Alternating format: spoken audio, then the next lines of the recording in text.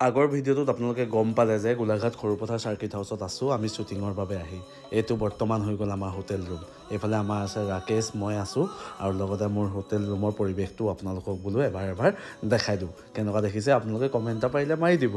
যি কি নহওক, প্ৰথম দিনৰ শ্বুটিঙৰ বাবে ওলাই গ'লোঁ আমি চাৰ্কিট হাউচৰ পৰা। লগত আকৌ এইফালে ৰাকেশ, দিগন্ত দা, এয়া মাজুলী বাইদেউগৰাকী আৰু আমি গৈছোঁ শ্বুটিং লোকেশ্যনলৈ বুলি।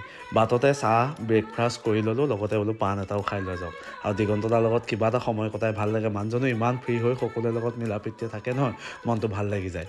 কিমান সুন্দৰ ফুল চাওক, সকলোখিনি উপভোগ কৰি গৈ পালোঁগৈ শ্বুটিং লোকেশ্যন পোৱাৰ পাছত অলপ চিনবোৰৰ বিষয়ে আলোচনা কৰি মেলি ল'লোঁ। এইফালে আকৌ শ্বুটিঙৰ শ্বট ল'বৰ বাবে সকলোখিনি ৰেডি। এইফালে আমাৰ অংকুৰে ইতিমধ্যে শ্বট দি আছে। মোৰো পাল আহিল, ময়ো বোলো মেকআপটো লৈ যাওঁ। এইফালে সমীৰণ, ইও শিৱসাগৰৰ হয়, ই মেকআপ দিছে। ৰাকেশেও প্ৰথমবাৰ মেকআপ ল'লে। এইফালে সুনিতাই আকৌ এটা বোৱাৰীৰ কেৰেক্টাৰ কৰিছে। লগতে শ্বট দিবৰ বাবে মই ৰেডি আৰু শ্বট দি আছোঁ। এতিয়া বৰ্তমান সময়ত এখন গাঁৱৰ সভাৰ শ্বট দি আছোঁ। শ্বটৰ মাজত টোপনি খতি, ৰাকেশ পুৰা টোপনিত লালকাল। এইফালে সুনিতাৰ শ্বট আৰম্ভ হৈ গ'ল। সুনিতা আৰু মাজুলী বাইদেউগৰাকীয়ে মিলি তেখেতলোকৰ শ্বট দিয়া আৰম্ভ কৰিলে।